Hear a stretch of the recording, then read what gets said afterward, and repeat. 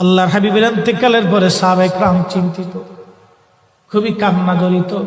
ছোট্ট একটা গাঠুরি বেঁধে বেলাল আসছে, হযরত আবু বকরের সামনে দাঁড়ায় বলে, আবু বকর বিদায় দাও, মদিনায় আর থাকবো না। কেন রে বেলাল, কি জন্য মদিনায় থাকবে না? কিসের অভাব, কিসের কষ্ট? কেউ কি তোমাকে ব্যথা দিয়েছে না তোমাকে মেরেছে? নাকি তোমার কোনো অভাব আছে? বলো, বাইতুল মাল থেকে মাসিক বেতন দিয়ে দিব। বেলাল বলে, আবু বকর রে, আমার যে অভাব, কোনদিন কি সেই অভাব পুরা করে দিতে পারবা? বলো রে বেলাল, তোমার কিসের অভাব? বলে, আবু বকর, আমি আজান দিলে নবী নামাজে আসতো। বলো, এখন আজান দিলে কি নবী নামাজে আসবে? আবু বকর বলতেছে, বেলাল রে, তুমি কি নবীরে ভালোবাসো, আমরা কি ভালোবাসি না?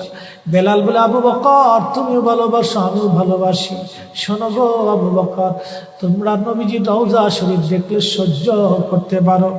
আমি বেলাল যখন আজান দিয়ে নবী রওজা শরীফের দিকে তাকাই, আমার কলিজা গুলি ফেটে ফেটে আসে। আমি বরদাস্ত করতে পারি না, সহ্য করতে পারি না।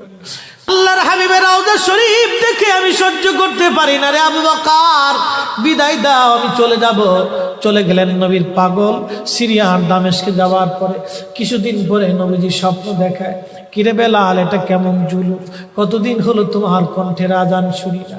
বেলাল রে, তোর কি মন চায় না আমি নবীর জিয়ারতে আসতে?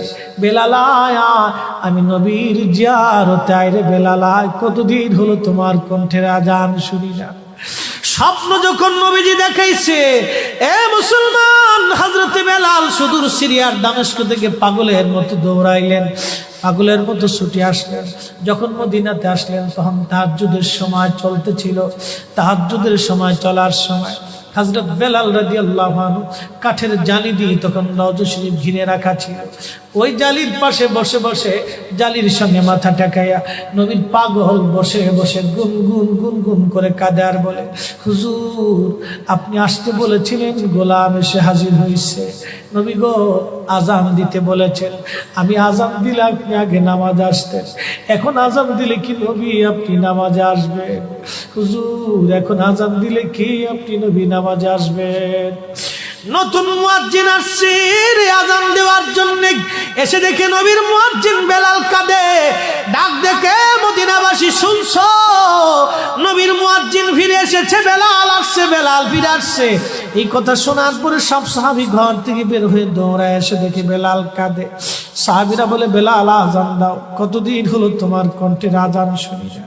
বেলাল আজান দাও, কতদিন হলো আজান শুনি না রে বেলাল। বেলাল বলে, সাহাবীরা রে, আমি আজান দিলে কি নবী নামাজ আসবে বলো?